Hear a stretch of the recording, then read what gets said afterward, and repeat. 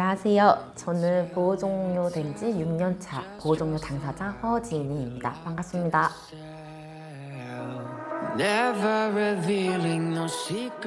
제 기억이 시설에서부터 시작하기 때문에 친구들이랑만 서로 의지하고 재밌게 놀고 했던 기억이 많은 것 같아요. 제 상황에 대해서 막 불안하고 무섭고 그런 마음은 없었어요. 시설에서 같이 놀이공원을 갔었거든요. 주변에 저와 같은 또래 친구들은 양손에 엄마 아빠 손을 잡고 있고 나는 같은 또래인데 왜 다른 삶을 살고 있지? 그런 질문이 제 머릿속에 생기면서 아, 저게 원래의 가정의 모습일 수도 있는 거구나. 그냥 부러워하고 아쉬워했죠. 초등학교 들어가면서 이제 양육자가 바뀌었거든요. 유치원 때 나를 돌봐준 엄마가 왜 보이지 않지? 엄마 빨리 돌아와 달라. 내가 너무 보고 싶어 한다. 이런 편지를 썼죠. 사실 보낼 수가 없죠. 뭐 그만두셨다고 하더라고요. 그분이 낳아줬겠지가 아니라 그분이 나의 엄마인데 엄마 어디 갔지? 라는 마음에서 그 배신감과 외로움과 보고 싶어 하는 그 마음의 편지를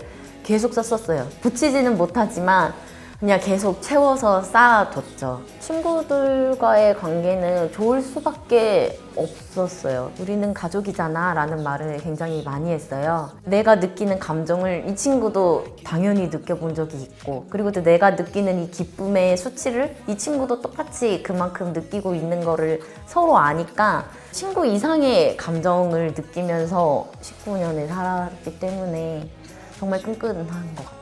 학교끼리 뭐 이렇게 체육대회 같은 거 할 때 줄넘기 대회를 해서 이겼는데 질투심에 하는 말들이겠죠. 쟤네가 왜 저렇게 이길 수밖에 없는지. 부모님이 안 계시니까 맨날 뭐 줄넘기 연습하고 뭐 이렇게 훈련하고 이런 거밖에 할 수 없겠지. 그게 저희한테는 좀 상처였죠. 유일하게 사회에 나갈 수 있는 기회인데 거기서 환영을 받지 못하고 편견이 쓰인 말을 듣고 나오니까 아, 나는 이 울타리 안에서만 안전할 수 있구나 라는 마음이 굳어지는 거죠. 그런 마음이.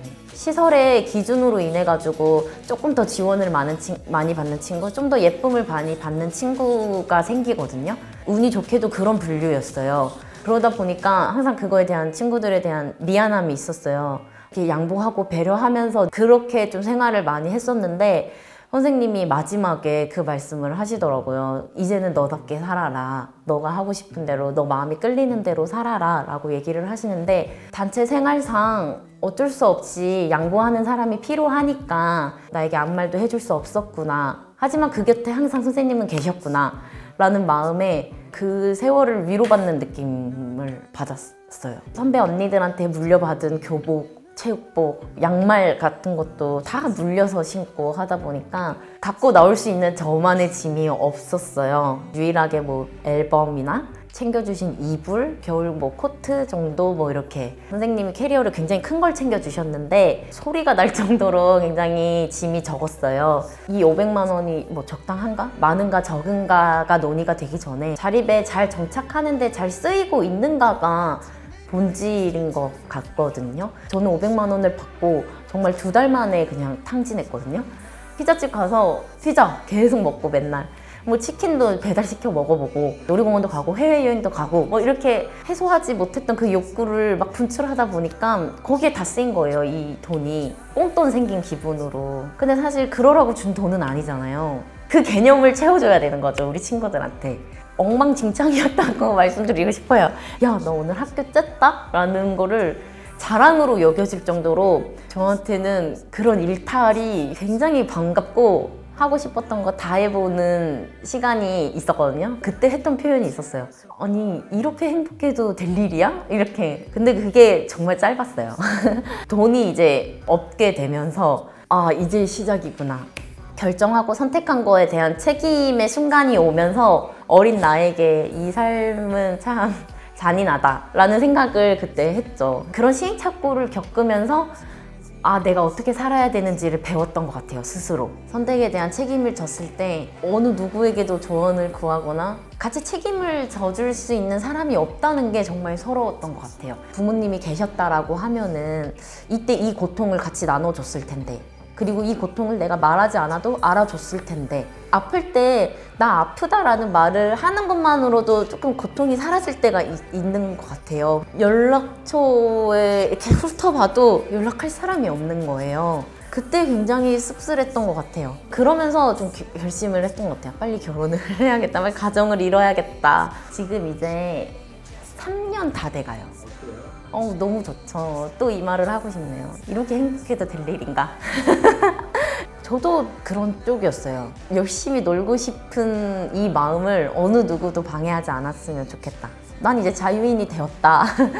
라는 표시로 연락을 끊었었죠, 저는. 시설에서는 너희들이 어떻게 생활하는지가 우리 동생들한테 또 다른 가르침이 된다라는 얘기를 많이 해주셨어요. 제가 봐도 제가 잘 사는 것 같진 않았거든요. 후배들한테 전해지지 않았으면 좋겠다라는 마음에서 연락을 제가 스스로 거부한 적이 있었죠. 학생 때 선생님이 저한테 너는 꿈이 뭐니? 라고 물어보면 저는 결혼하는 거예요. 그랬어요. 가정을 이뤄야만 저는 제 에너지를 더 잘 낼 수 있을 거라고 생각을 했어요. 그러니까 내가 조금 무기력하고 그리고 계속 남 탓하고 계속 어떤 나의 상황을 탓하는 그 여지를 없애버리고 싶었어요. 결혼 전에는 내가 잘 안 되는 이유가 부모가 없기 때문이야. 시설에서 자랐기 때문이야. 그러니까 이 이유를 끊어내기 위해서는 가정이 생기면 된다라고 생각을 했어요. 가정을 이루니까 제 삶의 책임을 지면서 어느 핑계를 대지 않고 내 선택으로 내가 제2의 삶을 시작했으니까 지금 힘든 것도 내가 잘 책임질 수 있는 힘이 생기더라고요.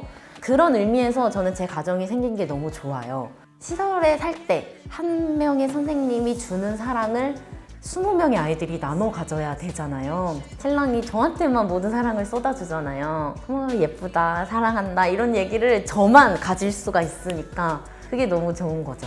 내가 지금 이렇게 웃을 수 있고 내가 지금 이렇게 사람들한테 내 이야기를 당당하게 할 수 있는 이유는 좋은 운들이 나에게 있었기 때문이다 라는 생각이 강하게 드는 거예요. 그래서 그런 기회를 맞이하지 못한 친구들은 여전히 문제에 놓여지고 있는데 이들을 위해서 좋은 기회가 이 친구들한테까지 뻗어나갈 수 있게 내가 목소리를 내고 내가 뭔가 어떤 역할을 해야겠다라는 생각에 18어른 캠페인을 통해서 허진이 프로젝트를 진행을 하고 있거든요. 그러니까 자립에 필요한 어떤 정보나 지혜 친구들한테 전하고 있어요. 강연을 통해서.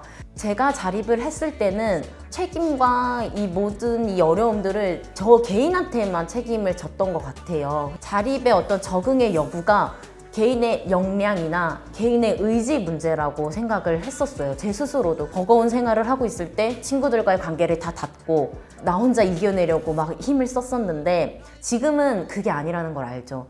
내가 힘들 때 사람한테 손을 내밀어 보고 건강한 어떤 관계를 가지고 있어야만 우리가 자립을 향해 갈 수 있다는 걸 우리 친구들한테 알려주고 싶은 거예요. 그래서 너는 혼자가 아니다. 정부에서든 민간에서든 많은 관심을 가져주시더라고요. 근데 그런 것들이 보통 경제적 지원에 조금 집중이 되더라고요. 심도 있는 관찰을 좀 해줬으면 좋겠다라는 생각이 들어요. 가까이서 보니까 우리 친구들이 이런 어려움을 갖고 있었구나. 단순히 돈으로 이 문제를 해결할 수 있는 게 아니었구나 라는 것들을 공감해주고 이해해줬으면 좋겠어요. 어떤 분들은 근데 20살이면 어른 아니야 사실은? 너무 많은 지원을 하고 있는 거 아니야? 라고 얘기를 하시더라고요. 그렇지만 내가 마음에 어떤 위로와 안정감을 줄 수 있는 존재가 없다라는 게 물 한 모금 마실 수 없는 사막을 걷고 있는 기분이라는 거를 당사자 이야기를 통해서 알아주셨으면 좋겠어요. 개구리 올챙이적 생각 못한다 속담이 있잖아요.